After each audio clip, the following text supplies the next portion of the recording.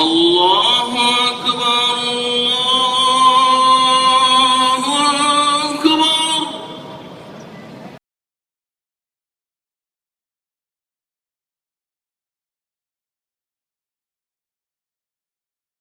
اعوذ باللہ من الشیطان الرجیم، بسم اللہ الرحمن الرحیم۔ رب اشرح لی صدری ویسر لی امری واحلل عقدۃ من لسانی یفقہوا قولی۔ دوستو، روزہ دین اسلام کا ایک اہم رکن ہے۔ ماہ رمضان کے پورے روزے اللہ تعالیٰ نے مسلمانوں پر فرض کیے ہیں۔ اس مہینے میں مسلمان کے اندر صبر پیدا ہوتا ہے، اور اس ماہ کو نیکیوں کی فصل بہار کہا جائے تو کچھ غلط نہ ہوگا۔ اس ماہ میں اللہ تعالیٰ نے روزے دار کے لیے اپنے پاس بہت سے انعامات جمع کر رکھے ہیں۔ جو مسلمان ثواب حاصل کرنے کی نیت سے اس ماہ مبارک کے روزے رکھتا ہے اور اس ماہ مبارک کی راتوں میں قیام کرتا ہے، یعنی تراویح ادا کرتا ہے، تو اللہ تعالیٰ اس کے پچھلے تمام گناہ معاف فرما دیتا ہے۔ اس سلسلے میں رسول اللہ صلی اللہ علیہ وآلہ وسلم کا ارشاد پاک ہے، جس نے ایمان اور اجر کی نیت سے رمضان کے روزے رکھے اور اس کی راتوں میں قیام کیا، اس کے پچھلے گناہ معاف کر دیے گئے۔ دوستو، اگر دیکھا جائے تو روزہ ایک مشقت والی عبادت ہے۔ انسان دن بھر روزے کی حالت میں نہ کچھ کھاتے ہیں نہ پیتے ہیں، لیکن افطار کے وقت اللہ تعالیٰ ہمیں جو خوشی اور سکون عطا کرتا ہے، اس کی بات ہی الگ ہے۔ مسلمان بھوک اور پیاس اور کمزوری کی حالت میں اللہ کی دی ہوئی نعمتوں سے جب روزہ افطار کرتے ہیں تو ایک عجیب سا سکون اور خوشی حاصل ہوتی ہے۔ اس کے علاوہ روزے دار آخرت میں جب اپنے رب کا دیدار کریں گے تو اس وقت کی خوشی کی تو کوئی حد ہی نہیں۔ اس سلسلے میں رسول اللہ صلی اللہ علیہ وآلہ وسلم کا ارشاد عالی شان ہے، روزے دار کے لیے دو خوشیاں ہیں، ایک خوشی اس کے افطار کے وقت اور ایک خوشی اپنے رب سے ملاقات کے وقت۔ روزوں کی فضیلت کے بارے میں صحیح مسلم میں ایک اور حدیث مبارکہ ہے۔ حضرت ابو ہریرہ رضی اللہ تعالیٰ عنہ سے روایت ہے، انہوں نے رسول اللہ صلی اللہ علیہ وآلہ وسلم کو فرماتے ہوئے سنا کہ اللہ تعالیٰ ارشاد فرماتا ہے، مسلمان کا ہر عمل اس کے اپنے لیے ہے، مگر روزہ خاص میرے لیے ہے اور میں ہی اس کا بدلہ دوں گا، اور روزہ ڈھال ہے، تو جب تم میں سے کوئی روزہ رکھے تو وہ بیہودہ گفتگو نہ کرے اور نہ ہی کوئی برائی کا کام کرے، اور اگر کوئی اسے گالی دے یا اس سے جھگڑے تو اسے چاہیے کہ وہ آگے سے کہہ دے کہ میں روزے سے ہوں، میں روزے سے ہوں۔ قسم ہے اس ذات کی جس کے قبضے میں محمد صلی اللہ علیہ وآلہ وسلم کی جان ہے، کہ روزہ رکھنے والے کے منہ کی بو اللہ کے نزدیک قیامت کے دن مشک کی خوشبو سے زیادہ پاکیزہ اور خوشبودار ہوگی۔ سبحان اللہ۔ دوستو، اللہ تعالیٰ نے اس ماہ مبارک میں ایک بہت ہی شاندار انعام مسلمانوں کا عطا کیا ہے، جو کہ ہے سحری۔ یہ سحری ہی کی فضیلت ہے کہ مسلمان رات بھر کھانا پینا جاری رکھ سکتے ہیں، ورنہ پہلے کی امتیں تو پورے 24 گھنٹے کا روزہ رکھا کرتی تھیں، اور اب بھی اہل کتاب اپنے روزے سورج غروب ہونے کے بعد افطار کرتے ہیں اور کچھ ہی دیر بعد دوبارہ شروع کر لیتے ہیں۔ حضرت عمرو بن العاص رضی اللہ تعالیٰ عنہ سے روایت ہے کہ رسول اللہ صلی اللہ علیہ وآلہ وسلم نے ارشاد فرمایا، ہمارے روزے اور اہل کتاب کے روزوں کے درمیان سحری کھانے کا فرق ہے، یعنی پچھلی امتوں کے روزوں میں سحری کھانے کا کوئی تصور ہی نہیں تھا، اور نہ ہی اللہ تعالیٰ کی طرف سے کوئی حکم تھا۔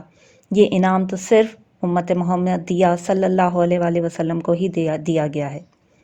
بے شک روزے کی راتوں میں کھانے پینے پر کوئی پابندی نہیں ہے، البتہ ایک حد مقرر ہے، جیسا کہ سورۃ البقرہ میں اللہ تعالیٰ کا ارشاد ہے، اور کھاؤ پیو یہاں تک کہ صبح کی سفید دھاری رات کی سیاہ دھاری سے الگ نظر آنے لگے۔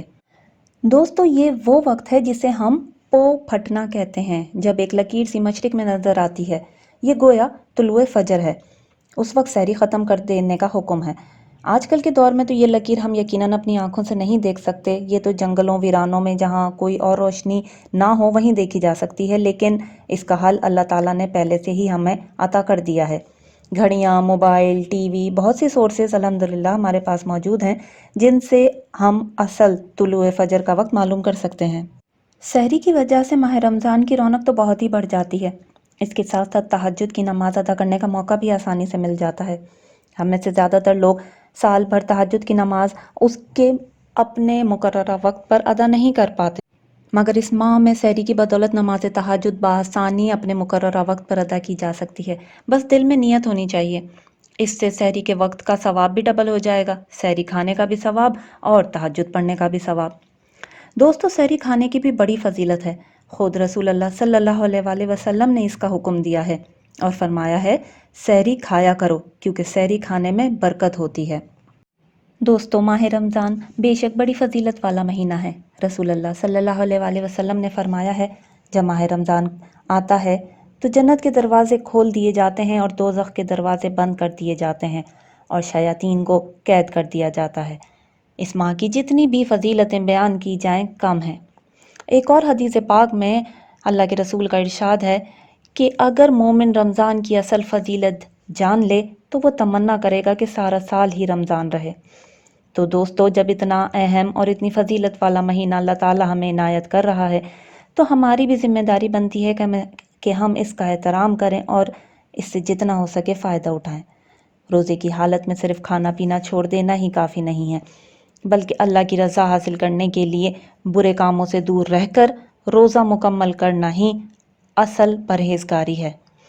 روزہ یہ نہیں ہے کہ صرف نیت کر لی گئی اور کاروبار میں، عام بات چیت میں جھوٹ بھی بول رہے ہیں، غیبت کرنے میں بھی مصروف ہیں، چغل خوری بھی چل رہی ہے، اس کے ساتھ ساتھ فلمیں دیکھی جا رہی ہیں، ویڈیو گیمز اور سوشل میڈیا پر بھی وقت ضائع ہو رہا ہے، اور پھر یہ کہنا کہ ایسا کر کے ہم روزے کو بہلا رہے ہیں، یہ درست عمل نہیں ہے۔ روزہ رکھ کر اس کی حفاظت اور احترام کرنا روزے دار کی سب سے بڑی ذمہ داری ہے۔ روزہ پورے جسم کا ہوتا ہے، کانوں کا بھی، آنکھوں کا بھی، ہاتھ پاؤں کا بھی اور زبان کا بھی۔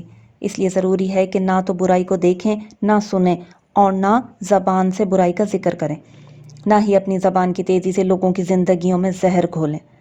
روزے میں کمزوری کے باعث اکثر غصہ آ جاتا ہے اور اللہ تعالیٰ نے اس غصے کو کنٹرول کرنے کا حکم دیا ہے، تو اپنے ہاتھ پاؤں کو بھی لڑائی جھگڑے سے دور رکھیں اور زبان کو بھی اپنے قابو میں رکھیں۔